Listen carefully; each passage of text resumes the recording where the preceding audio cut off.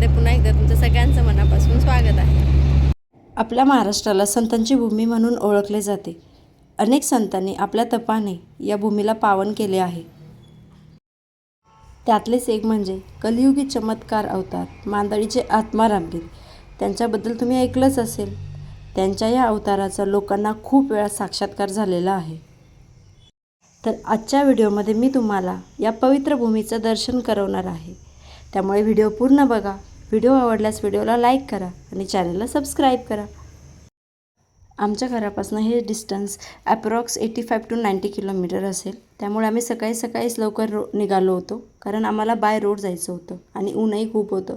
त्यामुळे मग सकाळी आम्ही लवकर प्रवासाला सुरुवात केली होती। आता फॅमिली ट्रिप आहे म्हणून सगळ्यांसोबत मस्ती मजा करत आमचा प्रवास चालूच होता।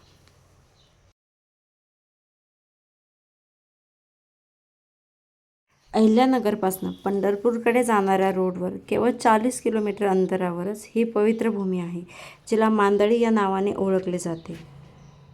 आम्ही इथे येऊन पोहोचलो होतो। इथपर्यंत यायला आम्हाला अप्रॉक्स 2 तास लागलेच होते। नगर साईडने येताना रोडच्या डाव्या बाजूलाच ही कमान आहे।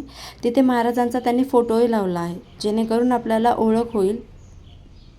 ही महाराजांची छोटीशी गोशाळा आहे आणि तिथे असलेलं हे गोंडस वासरू, ज्याच्या डोक्यावर चंद्रकोराची एकदम स्पष्ट कोर आहे। मग त्यानंतर पायावर पाणी घेऊन आम्ही दर्शन करायला गेलो। हा आहे महाराजांच्या मठाचा परिसर, जो खूप शांत आणि खूप सुंदर वाटतो। इथे दिवसभर देवाचं भजन आणि नामस्मरण चालू असतं। ही दर्शनासाठीची रांग आहे।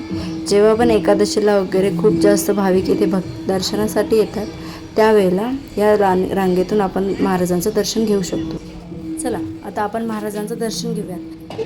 गेले 27 वर्ष महाराज या मंदिरात बसून म्हणजे एकाच अवस्थेत बसून तपश्चर्या करत आहे।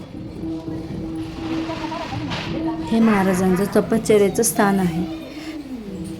या काचेच्या आतमध्ये महाराज आहेत आणि त्यांचे सेवेकरी तिथे नित्यतः त्यांच्या सेवेमध्ये असतात। आजही लोकांना त्यांच्या या अवताराची खूप सगळी प्रचिती येते। असं म्हटलं जातं की महाराज खूप हट्टयोगी स्वभावाचे होते। नेहमी त्यांच्या मनाला येईल तेच ते करत असायचे। त्यांनी कधीच कुठल्याही ऋतूमध्ये स्वतःच्या संरक्षणासाठी कुठलाही आसरा घेतला नाही। ते नेहमी भर पावसात भिजायचे, भर उन्हात हिंडायचे। इकडं महाराजांच्या नवीन मठाचं छानसं काम सुरू आहे। आता आज खूप जास्त गर्दी नव्हती, त्याच्यामुळे आमचं दर्शनही खूप पटकन आणि खूप चांगले झाले। हे महाराजांच्या गुरूंचं समाधी मंदिर आहे।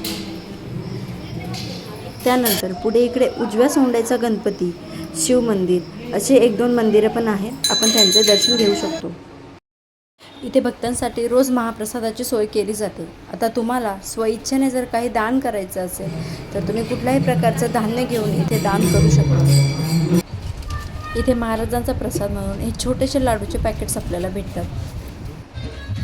इथे असे छोट्याशा प्रकारचे स्टॉल पण लागलेले आहेत, जिथनं आपण महाराजांची मूर्ती किंवा महाराजांचा फोटो प्रसाद घेऊ शकतो। अशा प्रकारे खूप निवांत आणि छान आमचे महाराजांचे दर्शन झाले। आम्ही महाप्रसाद वगैरे घेतला आणि परतीच्या प्रवासाला लागलो। आता परत येता माझ्या पिल्लाचं गाडीमध्ये हे डान्स करायचं काम चालू होतं।